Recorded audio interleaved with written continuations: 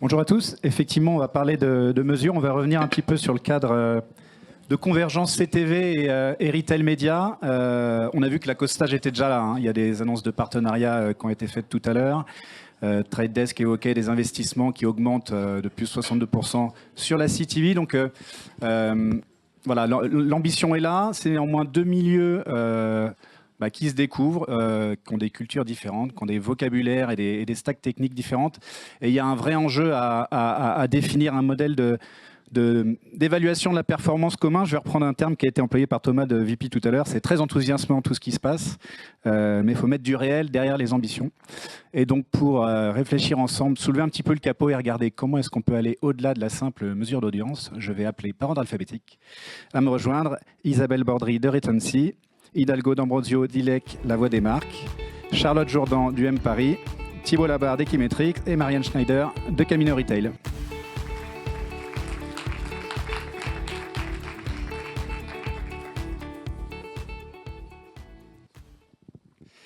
Bonjour à tous, merci d'être là. Merci à tous, c'est important pour nous les organisateurs d'avoir des représentants d'un petit peu toute la chaîne de valeur, donc des agences, des annonceurs, et puis enfin, La Voix des Marques, et puis également des partenaires de tout l'écosystème technique qui gravite autour du retail média et de la CTV.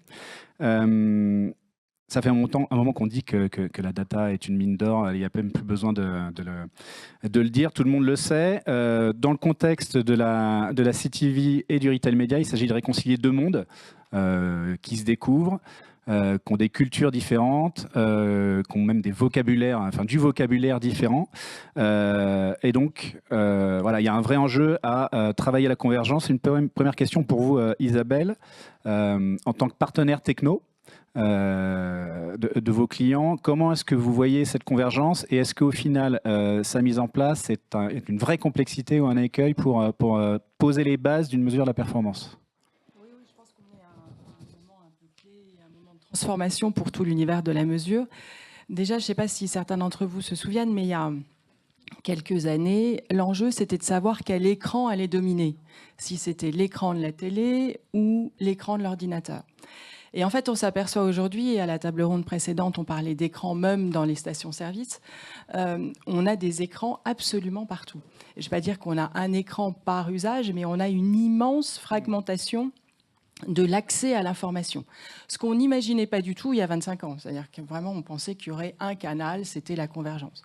Donc là, on a effectivement, grâce au génie de Steve Jobs, un écran dans la poche, un écran autour du bras, on a des écrans dans le métro, on a des écrans dans les supermarchés. Et puis en parallèle, vous avez des médias qui en fait se sont eux aussi complètement transformés. Il y a eu des annonces ce matin avec une surenchère du nombre d'heures de programme. Donc on est à 1300 heures, 2000 heures de programme accessibles sur telle ou telle plateforme. Et donc en fait, vous avez plus, même s'il en reste encore pour les Jeux Olympiques, ces énormes grands rendez-vous qui fédèrent une énorme audience, mais vous avez une multitude d'accès à cette information et donc une multitude de segmentation et d'audience à aller chercher. Et puis en parallèle, il y a les annonceurs qui aussi évoluent dans leur mode de distribution, ça a été dit tout à l'heure, avec effectivement la possibilité d'acheter sur le mobile, en magasin, sur des plateformes téléphoniques. Et donc c'est un peu le cauchemar des mesureurs, parce que si vous voulez effectivement mesurer un ROI, un coût d'acquisition, il faut absolument que vous puissiez intégrer l'ensemble des canaux. Donc ça demande effectivement de passer d'un univers dit de panel, qui atteint en fait assez vite ses limites, à un univers big data, ce qui était dit tout à l'heure. La data est dans tous les métiers et elle est aussi aujourd'hui énormément dans le métier de mesureur, ce qui crée des obligations, parce que quand vous avez dans votre CRM l'intégralité des Français, ou un Français sur deux, voire 1% des Français, vous avez des obligations en termes de gestion de vie privée, de confidentialité de la donnée, tout en ayant effectivement la nécessité de la partager pour créer de la valeur. Donc ça crée des enjeux absolument gigantesques, une réorganisation et aussi des talents différents. C'est-à-dire qu'un data scientist n'est pas du tout le même profil que celui qui traitait préalablement un panel. Très clair. Donc oui, une très grosse transformation en termes de méthodologie et de marché. Oui, effectivement, si on cherche à réconcilier tous les canaux, tous les clients, le haut et le bas de funnel, justement pour enchaîner sur la data, entre les mass médias historiques et le retail, qui a une vision très très fine du client, voilà, il y avait jusqu'à maintenant des approches distinctes. Thibaut, vous qui intervenez chez vos clients, les mains dans le cambouis, j'ai envie de dire, sur la data et qui les accompagnez dans ces transfos, qu'est-ce qu'il faut aujourd'hui pour réussir à poser les bases d'un modèle ou d'une ambition commune? On a vu qu'il y avait l'écosystème se structure, on parle de Graph ID chez les uns, chez les autres, mais pour le temps, ce n'est pas le même. De votre point de vue, qu'est-ce qu'il faut poser comme base pour arriver à quelque chose d'un tant soit peu harmonisé? Oui, bonjour à tous. Alors déjà, en fait, je souscris à ce qui a été dit par Isabelle sur la fragmentation. En fait, c'est une fragmentation de la data, des écosystèmes, des compétences, des organisations. Et c'est ça qui amène beaucoup de difficultés aujourd'hui. On parle de convergence, mais dans les arbitrages budgétaires, à la fois holistiques, mais aussi tactiques, qui doivent être faits, ça amène beaucoup de complexité chez les annonceurs. On a encore aujourd'hui, ça a été dit, des équipes communication qui vont traiter le mass média, des équipes performance qui vont traiter le média de performance tel qu'on l'appelle digital. Et puis aujourd'hui, on a le sujet du retail média. Ça a été aussi abordé à la table ronde précédente. Qu'est-ce qui est encore du trade historique géré par les équipes commerciales? Qu'est-ce qui doit devenir du retail média qui va donc être géré par les équipes marketing? Et où est-ce que le budget va se retrouver? Je crois que Laurence, juste avant, parlait de ce couple CMO-CFO qui est indispensable pour le bon fonctionnement. Mais en fait, les clients qu'on accompagne, on voit la plus grande maturité, c'est quand on a ce couple qui fonctionne bien, parce que les arbitrages vont être traités au plus haut niveau, et parce que justement, il va y avoir cette volonté de créer un langage commun. Et donc c'est là où on accompagne nos clients. Quelles sont les données d'input dont on va avoir besoin? Sur la télé, je vais utiliser des GRP, sur du média digital, des impressions, je vais avoir des dépenses, je vais avoir les taux promotionnels qui sont appliqués. Donc comment je suis en capacité de créer une base de données qui réunit toutes ces informations-là, et ensuite quel est le KPI que tout le monde va utiliser pour définir la performance? Là où on nous attend, nous, chez Equimetrix, c'est sur la mesure de l'incrément des ventes, sur le ROI. Donc je pourrais y revenir plus tard, et comment ensuite ça se combine et ça travaille avec les ROAS, les indicateurs un peu plus tactiques au sein des différentes régies. Alors, vous parlez de combinaison. Charlotte, vous de votre côté, côté agence de conseil en stratégie média et marketing, vous avez déjà mené des campagnes comme ça de CTV qui mêlent branding et activation. Est-ce que vous avez des retours d'expérience à nous partager sur ce sujet-là, notamment avec des services comme Amazon Prime Video? Bonjour à tous. En effet, peut-être avant de venir sur le cas, ce qui est important de rappeler, c'est qu'en agence, on a déjà une conviction, on a pu démontrer tout l'apport de la CTV. On a tous les outils à disposition aujourd'hui pour mesurer l'attention. Donc, on s'est démontré que quand on fait du digital, c'est la CTV et en toute logique qui apporte les meilleurs scores d'attention puisqu'on est sur le plus grand écran de la maison, dans des contextes de co-viewing. On s'est aussi démontré le reach incrémental qu'apporte la CTV par rapport à la télé linéaire. C'est des choses qu'on a déjà mesurées. Et en moyenne, on sait déjà qu'on est, selon les audiences évidemment, mais on est entre 3 et 10% de duplication des audiences entre le linéaire et la CTV. Donc on sait qu'en activant la CTV, on a cette qualité d'attention et de complémentarité et d'incrément. Quand on active de la data retail média, on sait qu'on va pouvoir justement aller cibler avec beaucoup de finesse nos audiences et d'éviter toute la déperdition versus les ciblages historiques qu'on fait de moins en moins en digital sur du socio-démo. Et évidemment, on a voulu faire converger les deux. On a pu le mettre en place en avril dernier, effectivement, avec Amazon, puisqu'il y avait le lancement de l'offre publicitaire sur Amazon Prime Video.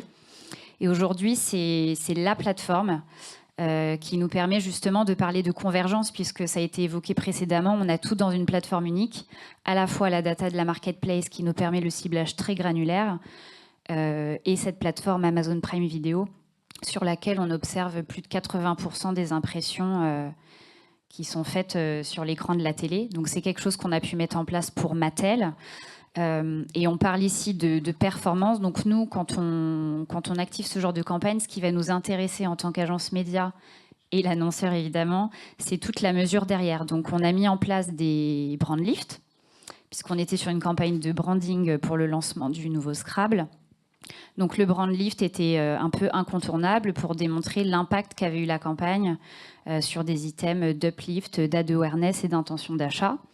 Et avec AMC, donc Amazon Marketing Cloud, on a aussi pu démontrer l'impact qu'avait eu la campagne sur les ventes. Donc, on a pu démontrer que les exposés ont transformé de plus 30% en termes de ventes. C'est quelque chose qui, aujourd'hui, possible dans une plateforme comme Amazon, qu'on pourrait élargir en plus à tout l'écosystème d'Amazon avec du Twitch, etc. Et qui nous intéresse énormément de développer en extension d'audience avec d'autres plateformes SVOD, avec les broadcasters.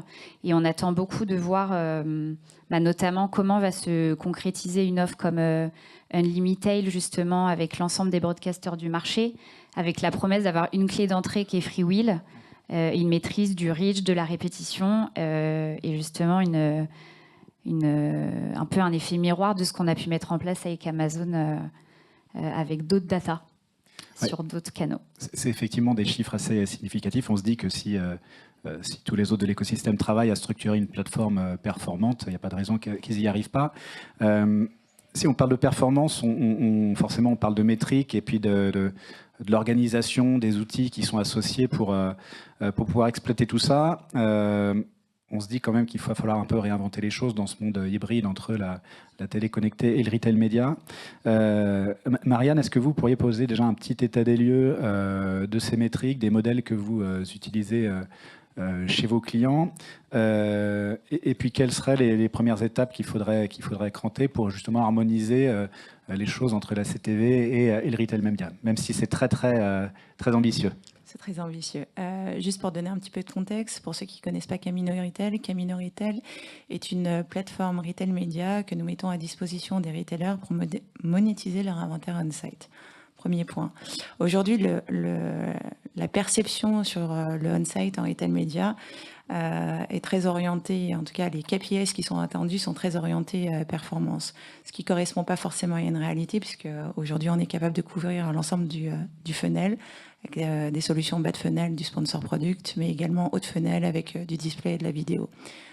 Chez Camino, on a été l'un des premiers en Europe à se lancer sur des solutions retail média vidéo on-site, où on a travaillé à la fois des KPIs assez standards en vidéo, qui vont être les taux de complétion, la visibilité, et également des KPIs beaucoup plus orientés retail média, avec des taux d'attribution de ROAS et les taux d'ajout au panier. Ça, c'est le premier point.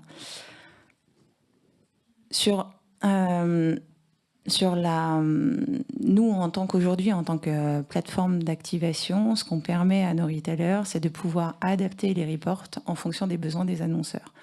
Parce qu'il y a beaucoup d'annonceurs et chaque annonceur va avoir des problématiques et des attentes qui sont différentes et très spécifiques.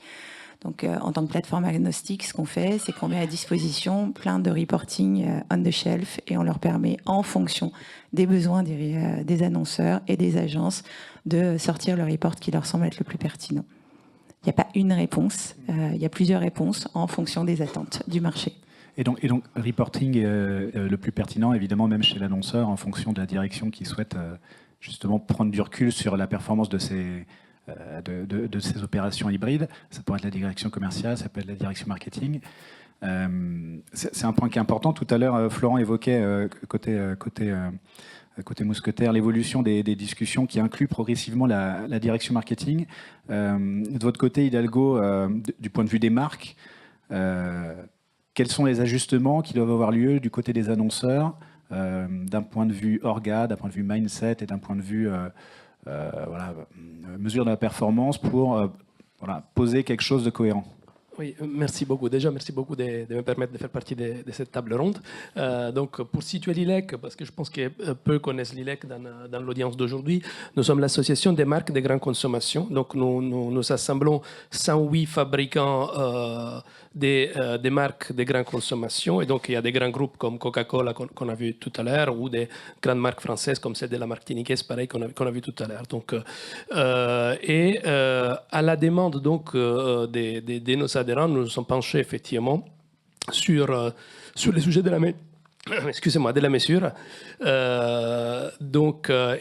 Nous avons fait ça avec un panel d'une douzaine d'entreprises, toutes adeptes du retail media de la première heure, toutes des grands annonceurs de retail media. Nous nous sommes fait accompagner par les équipes d'Arnaud Loga, des Publicis Commerce dans l'exercice.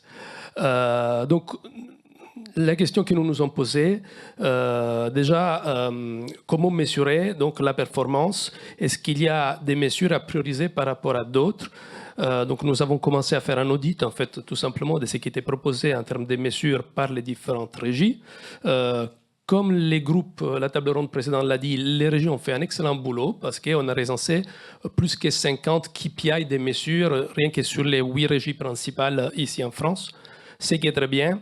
Maintenant, la difficulté, aucun de ces 50 KPI était commun et aucun n'était mesuré de la même manière. Donc, ce qu'on s'est dit, c'est vrai qu'il y a beaucoup de volontés d'avoir des mesures spécifiques, mais on s'est dit de l'intérêt en fait, de la comparabilité et de la simplification, il serait important de pouvoir identifier 5 ou 6 KPI qu'on considère comme prioritaires et pour lesquels on demanderait aux régies de faire un effort d'harmonisation dans les modes de calcul. Et donc ça, c'est un travail qui a été fait et qu'aujourd'hui nous sommes en train de partager justement avec les régies. Et puis l'autre sujet, c'est celui de la pertinence du calcul qui reste quand même important. On a cité beaucoup les ROAS comme une des mesures aujourd'hui qui sont les plus diffusées. Aujourd'hui, on constate que les ROAS, souvent, je suis désolé, je rentre sur des choses un peu spécifiques, un peu techniques, est calculé sur des fenêtres d'attribution de 14 jours avec un effet d'halo sur toute la marque. Ce qui fait qu'on se retrouve avec des ROAS de 7, 8, 11. C'est-à-dire pour chaque euro investi, on a un retour sur l'investissement de 11. Et ça, ce n'est pas crédible en fait, en réalité. Ça n'est pas pertinent. Parce qu'une fenêtre d'attribution à 14 jours, c'est certainement pertinent pour de l'électroménager, pas forcément pour une barquette de jambon. Donc, voilà. Donc, qu'est-ce que je veux dire par là? Il est très important d'avoir des mesures, de faire un travail de choix, de priorisation et après des pertinences, en fait, dans les modes de calcul pour faire en sorte d'avoir des KPI qui sont crédibles. Que tout le monde puisse comprendre dans un comité de direction. Donc, ça a été dit, il est important qu'un CMO et un CFO puissent se comprendre. Il y a 20 ans, quand on parlait d'un GRP, c'était quelque chose de très simple, de très approximatif, mais ça avait l'avantage en fait, d'être compris par tout le monde. Donc, aujourd'hui, c'est important que des KPI comme les ventes incrémentales, les ROAS, qui sont les deux principaux, disons, puissent être calculés d'une manière harmonisée et standardisée. Vous voulez réagir? Non? Oui, c'est effectivement fondamental. Et la force aujourd'hui, en plus, que l'on a, c'est que on peut traiter la donnée exposée versus les achats. Et donc après, derrière, c'est juste une question de définition sur le délai et sur la part, effectivement. Mais à partir du moment où on a les exposés, chez Retency, je n'ai pas expliqué ce que l'on faisait. On est effectivement une privacy tech et je peux annoncer ce matin qu'on travaille aujourd'hui avec toute la donnée Orange des box, mais aussi toute la donnée SFR. Donc, ça nous permet d'avoir une vision sur maintenant 6 millions des foyers exposés en termes de publicité sur le linéaire, sur la télé segmentée et très rapidement sur le replay, qu'on peut complémenter avec la donnée loguée qui sont obtenues sur le digital. Donc, on a une vision extrêmement claire et très granulaire de qui a été exposé à quelle publicité. Et ça, on peut effectivement très facilement, et c'est ce qu'on fait d'ailleurs, le rapprocher du bas de funnel chez l'annonceur pour déterminer quel type d'exposition, quel segment a effectivement eu le meilleur ROI. Et donc, cette notion-là de exposé achat est maintenant acquise grâce à la donnée. Voilà. Après, effectivement, ce sur quoi, et c'est l'objet de discussion avec les agences et les annonceurs, c'est de déterminer la période de rémanence et de déterminer à quel type d'exposition. Est-ce que c'est uniquement télé? Est-ce que vous avez eu aussi de l'audio qui peut être ajouté aussi à la méthodologie? Donc c'est ça qu'il faut effectivement caler. Mais l'accessibilité à la donnée de manière massive rend la qualité du résultat extrêmement pertinent et extrêmement granulaire. Ce qui entraîne, mais on le verra après, des problématiques de confidentialité de la donnée et des problématiques de vie privée, quels que soient d'ailleurs les consentements qui ont été acceptés. Ce qu'on comprend, c'est que le sujet n'est plus la data, elle est là, on la maîtrise, on sait réconcilier. Qu'en revanche, dans cet exercice d'harmonisation, le diable va être aussi dans les détails, c'est ce que vous évoquiez, Hidalgo, de revoir la façon dont sont calculés les indicateurs, peut-être même les définir différemment en fonction des catégories de produits qu'on monitore, parce que les paramètres ne seront pas les mêmes. Donc voilà, là, on n'achète pas une auto Exactement. comme on achète une barquette de beurre. Voilà. Et donc, au final, on va revenir à des problématiques de modélisation, de modèles économétriques. Il y a un point qui était important tout à l'heure que M. Biot a évoqué. Quand on mesure la performance, il faut inclure tous les coûts. Les coûts de la tech, les coûts des gens, les coûts des équipes data, les coûts des équipes marketing. Et au final, se pose la question de tout le modèle. Thibaut, chez Keymetrics, est-ce que vous voyez une nouvelle façon de définir ces modèles économétriques? Est-ce que vous avez des exemples concrets de comment est-ce qu'on les fait évoluer pour adapter ça au contexte CTV? Oui, alors les modèles économétriques pour tout le monde, c'est on prend un historique de data assez profond et en fait on va chercher à mesurer l'incrément des ventes en fonction de tous les drivers de performance qui ont pu être utilisés.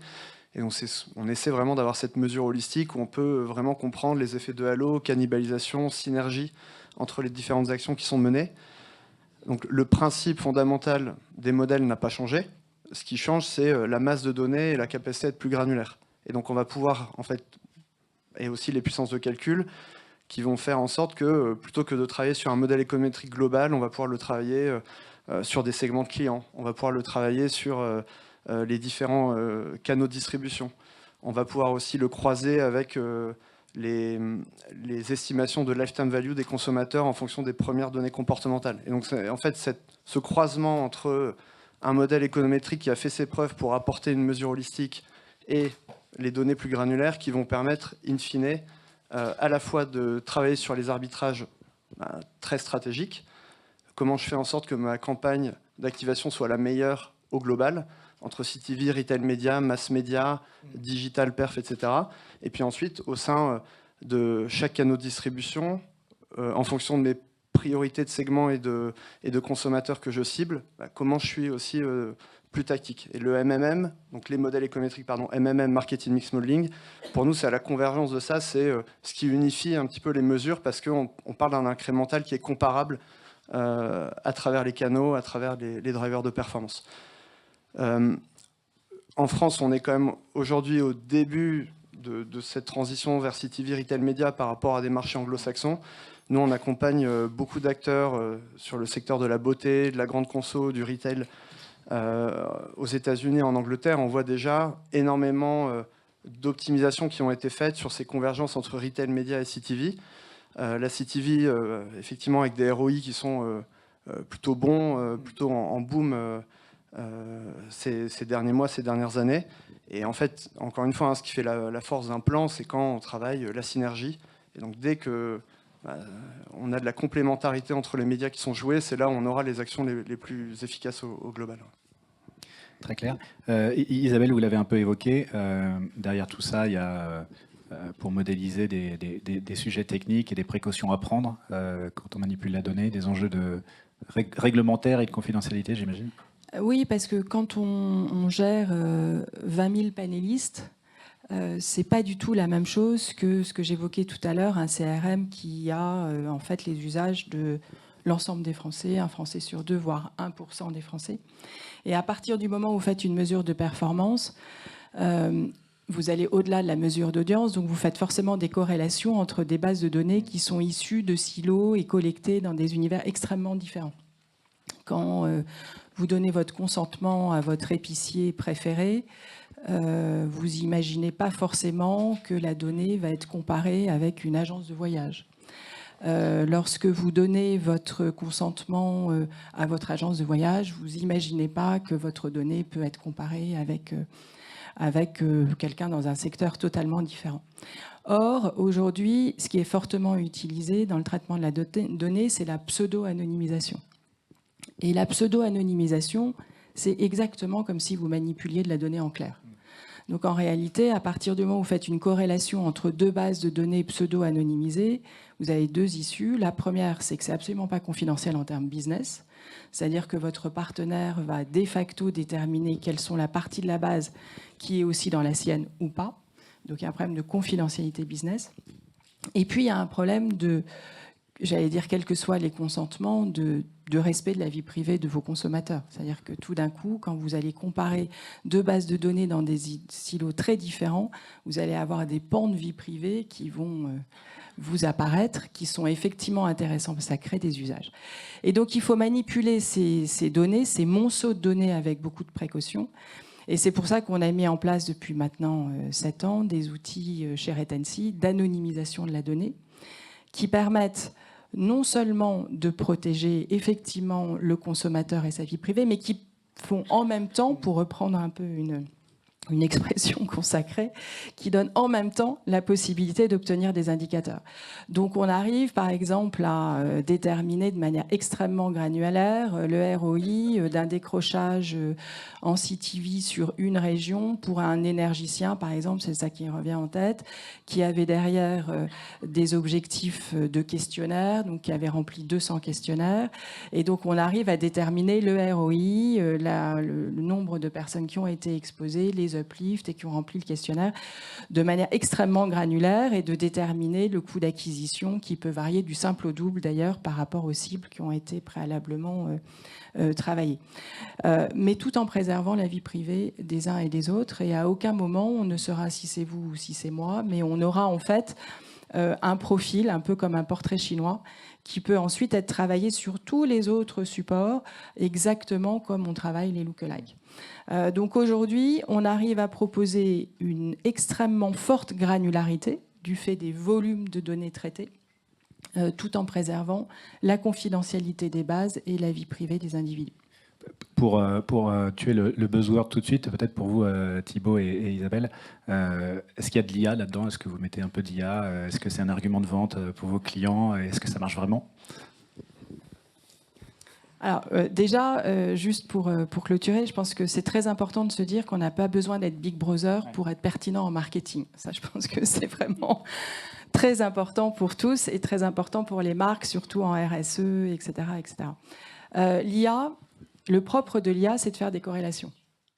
Donc le propre de l'IA, c'est de effectivement déterminer ce qu'il y a en commun entre deux bases de données pour en extraire la synthèse. Et donc, si vous travaillez en pseudo-anonymisation, vous avez des risques absolument énormes de fuite. C'est-à-dire que, voilà. Et par ailleurs, c'est extrêmement difficile d'obtenir un consentement libre et éclairé parce que personne ne sait exactement ce qui va sortir de l'IA.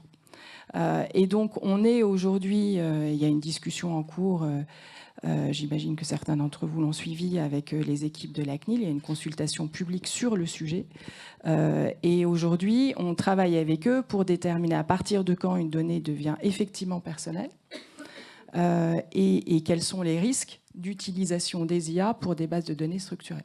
Et donc là, de nouveau, une approche en anonymisation préalable permet de se préserver des risques de fuite tout en ayant au bout des résultats extrêmement similaires de ce que l'on peut avoir avec de la donnée en clair ou pseudo-anonymisée, ce qui est la même chose.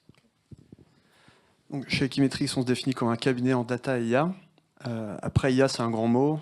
On a parlé de data, big data, smart data, machine learning. Puis maintenant, c'est l'intelligence artificielle. En fait, ça recouvre un nombre de modèles et de puissances de calcul avec beaucoup de variétés. Les modèles les plus complexes ne sont pas toujours les plus performants. Donc, moi, j'aime bien aussi toujours se ramener à l'objectif. Qu'est-ce qu'on cherche à mesurer? Quelles données est disponible? Et ensuite, on définit le meilleur modèle. Et donc, oui, effectivement, l'IA peut être un accélérateur et peut permettre d'aller identifier des patterns, des corrélations qu'on n'arrivait pas à mesurer auparavant avec des modèles un peu plus simplistes. Mais l'objectif final, ça reste en quoi ça va aider l'annonceur. Voilà. Donc pas forcément nécessité de monter des usines à gaz. L'enjeu, c'est de poser quelque chose qui soit basé sur du réel et qui permette au final de concevoir des indicateurs qui vont parler aux directions marketing, aux directions commerciales, et en mettant un peu tout le monde d'accord.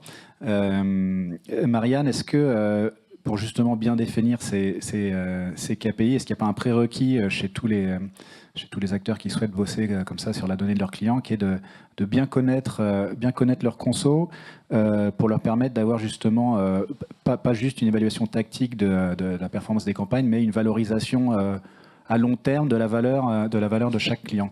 Si, clairement. Si on regarde un petit peu ce qui a été réalisé par les plus gros acteurs, donc on va prendre le cas d'Amazon, mais également de Retailing en France, ils ont tous les deux mis à disposition des plateformes pour avoir une meilleure compréhension de leurs consommateurs en amont des campagnes, pour savoir qui cibler comment, et à l'issue pour mesurer la performance des campagnes.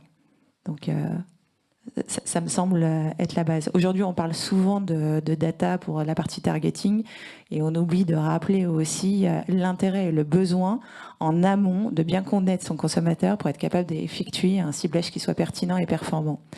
Mais également à la fin et au niveau de la remise du bilan de campagne, d'avoir des nouveaux indicateurs pour pouvoir se dire demain, je referai ma campagne de façon différente parce que j'ai appris un certain nombre d'informations. Cela dit, les indicateurs sont toujours les mêmes. C'est le ROI, le retour sur investissement, etc. Le moyen d'y arriver est différent puisqu'on a des sources différentes, mais on ne réinvente pas la roue et je pense qu'il ne faut surtout pas la réinventer en termes d'indicateurs. Il faut pouvoir produire les mêmes indicateurs, encore plus pertinents, encore plus granulaires, pour pouvoir effectivement optimiser les campagnes, les segmenter toujours de manière plus efficace. Je suis la seule à être du côté supply side, mais j'insiste quand même sur le fait que j'ai quand même la sensation que les annonceurs ont tous des attentes différentes sur les indicateurs. On parlait de standardisation, mais je sais que c'est très compliqué d'un point de vue technologique et que c'est un enfer de réconcilier la donnée, et d'avoir des clés de lecture suffisamment claires pour lire les reportings des différentes régies publicitaires. Mais je note aussi que les annonceurs sont très demandeurs de KPIs très spécifiques. Thibaut, et c'est vrai que sur ces indicateurs de performance spécifiques aussi, il y a un gros travail d'éducation à faire parce que quand on fait de la CTV avec de la donnée retail média, oui, on a la capacité de mesurer le ROI, mais non, on n'est pas sur une activation à la performance. Du coup, les ROI peuvent être parfois assez décevants puisqu'ils ne sont pas à comparer avec ce qu'on active en on-site. Puisque quand on active du on-site, on pilote une campagne à la performance. C'est-à-dire qu'on va adapter les emplacements en fonction de cette performance. Alors que quand on fait de la CTV, on n'est pas du tout sur de l'optimisation en temps réel, on est à regarder a posteriori. Donc ça permet de conforter, marketingment parlant, que le branding a un impact sur le business.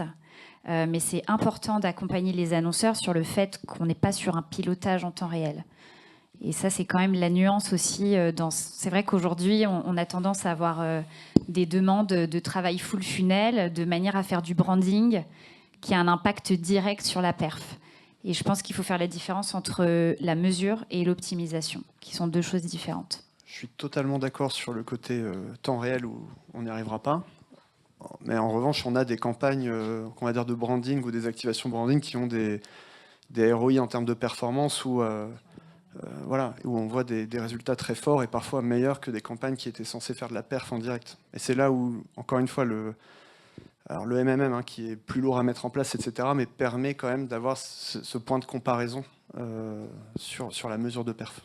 Et puis en télé, quand vous avez des longues campagnes au long cours, vous pouvez à un moment donné, fort des résultats de la mesure, déterminer tout d'un coup, et notamment c'est ce que permet de faire la télé segmentée, je vais plutôt faire du météo ciblage que de faire du type d'habitat. Parce qu'aujourd'hui, on peut, grâce effectivement aux données des opérateurs, pouvoir faire du ciblage et réagir au fil de l'eau. Alors même si c'est pas du jour au lendemain, ça c'est sûr, vous pouvez réagir finalement assez vite et avoir, en fonction des ROI vus et spécifiques à l'annonceur, réagir. Après, ce qui est intéressant, c'est que quand on compare deux bases de données, vous pouvez aussi enrichir la base de données de l'annonceur. C'est-à-dire que l'annonceur a ses critères qui sont effectivement les siens, les petits, moyens, gros consommateurs, les paniers moyens, et qui sont effectivement spécifiques à l'annonceur. Et donc de pouvoir les comparer à une autre base de données, qui est celle de l'opérateur, du média dans le monde digital, vous pouvez en déduire et comprendre des nouveaux centres d'intérêt, des nouvelles et enrichir en fait le CRM de départ de l'annonceur. Donc c'est aussi une richesse importante pour les uns et les autres. Très clair. Donc il y a effectivement cette recherche d'impact du branding sur le commerce. Au final, Hidalgo, la CTV s'impose comme un relais de croissance en fait. Oui, au final, en fait, je trouve les débats des dernières 5-10 minutes très intéressants parce que depuis 20 ans, les métiers de fond n'ont pas changé. En fait, c'est awareness, considération, conversion. Ça n'a pas changé. Après, face à ça, on a aussi bien dit que pour les biens de grande consommation, 90% des ventes se font sur les carrelages en magasin. Et ce qui a changé ces derniers 20 ans, ce n'est pas la recette du succès, mais c'est comment on active en fait ces différents, comment la technicité de la mise en place de ces différentes activations en fait autour de la marque. Et ce qu'on peut constater, c'est que les métiers du média a été révolutionné au moins 2 fois. D'abord avec l'arrivée du social et le social qui est devenu en fait un média de masse, et aujourd'hui encore avec le retail media. Donc c'est très complexifié et il est devenu très de plus en plus complexe, de plus en plus difficile à comprendre. Et les dangers dans tout ça, je pense est que la partie commerciale en fait de l'affaire, celle qui exécute un magasin, reste larguée en fait dans ces discussions. Parce qu'en fait, les commerces, en fait, depuis 20 ans, la technicité des contrats a beaucoup changé, mais la façon dont on anime un produit en magasin, elle n'a pas changé fondamentalement. Donc je pense qu'aujourd'hui, plus que jamais, en fait, les risques est de tomber dans des discussions un peu des salons en fait, entre médias et entre hyper spécialistes, alors qu'il y a un vrai besoin, je pense, de décloisonner, de fédérer, d'avoir un langage commun dont tu parlais tout à l'heure. Et puis voilà, on parlait aussi dans la table ronde précédente, voilà, quels sont les impacts sur les organisations. Je pense qu'il faut toujours que la pratique ait un coup d'avance sur les structures et sur leurs organisations. Donc, il est très important au niveau des annonceurs, au niveau des boîtes, au niveau des services marketing-vente, en fait, d'avoir des systèmes en place qui permettent d'adopter un langage commun, de démystifier certaines technologies, alors qu'on a plutôt tendance à faire le contraire, et puis de nous assurer que la partie en fait, commerciale, qui est celle qui active les produits en point de vente, soit partie prenante en fait, de tous ces processus. Et aujourd'hui, je pense qu'il y a un vrai risque que cela soit laissé un peu pour compte. Et donc, je ne pense pas que ce soit finalement une bonne solution à l'efficacité finale de l'activation commerciale du marque.